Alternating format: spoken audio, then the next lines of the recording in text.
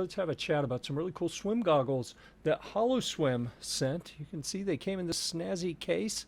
When it opens up, we've got a charging cable. I'll show you how it'll work. I don't have anything to plug it in right here in the studio, but I can show you how it sucks itself into place and just holds itself there. The advantage that these provide to you is on the inside of this display, right in front of your eyeball, you have a heads-up display that will give you time and distance information as you're swimming. And if you are doing turns off of a wall, it'll even give you lap information, so it'll keep track of the distance you've swam and break it down into laps with split times and everything. Really interesting features, and it doesn't have to be more complex than that. If all you're looking for is some help keeping up with those things, then these goggles do a really good job. I'll be honest with you, when I first put them on, they're not the most comfortable goggles I've worn. I've been spoiled in that I typically wear custom fit goggles, so switching to these generic fit goggles caused a little bit of discomfort for me. But what I found is very quickly, as soon as I started swimming, I forgot about that discomfort. I wear contact lenses when I swim, and they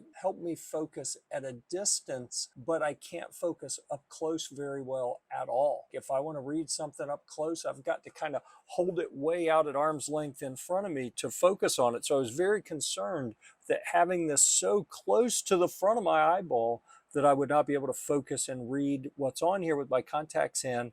And what I found, I don't understand the voodoo they're using to make these work, but I can actually see rather well and read the display absolutely fine with my contacts, without my contacts. Doesn't really matter. The other side's just a standard lens, so you see just like you would in typical goggles. You have controls here, a power button and a function button. We've already seen our charging port on this side. Your screen is actually on the inside, and they say not to touch anywhere on the inside here.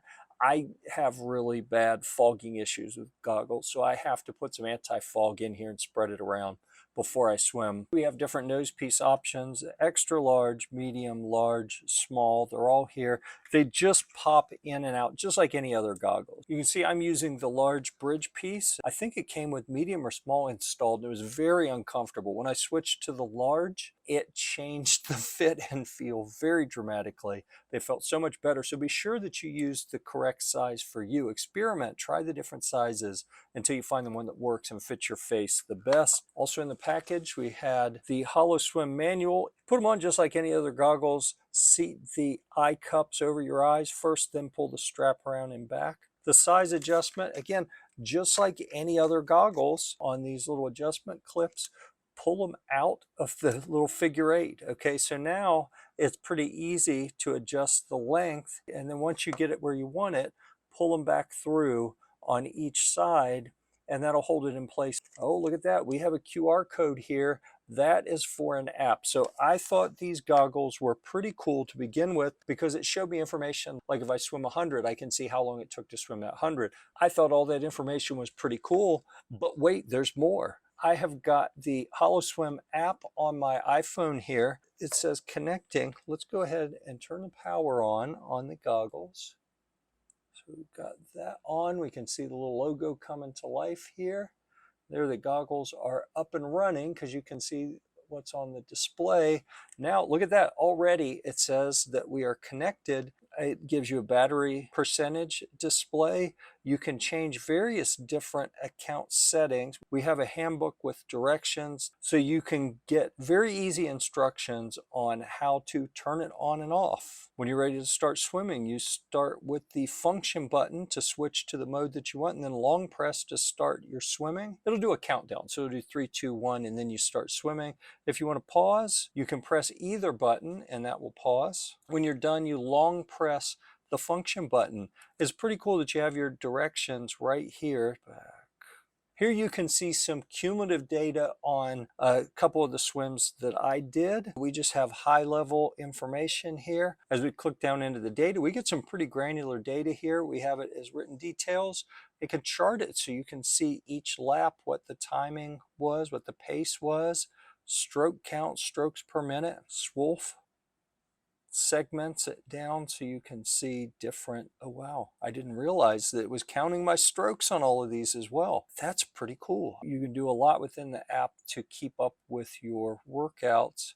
This is something pretty interesting. I actually did this sitting on the pool deck with my feet in the water one time, is checked to see if I had any firmware updates available. It identified there was a firmware update, allowed me to just click a button. It applied that update to the goggles wirelessly while I was sitting there on the pool deck. It took about 2.5 minutes. It was pretty painless and kind of surprised me how easy it was. We can dive into the different training modes. This is what the display will look like in the goggles themselves. This is something that I do a lot because I don't want to swim a full 1,000 for most workouts when I'm doing this. If I'm swimming by distance, I'm going to probably come in, I'm still more of a novice swimmer. I'm going to set it to probably 400.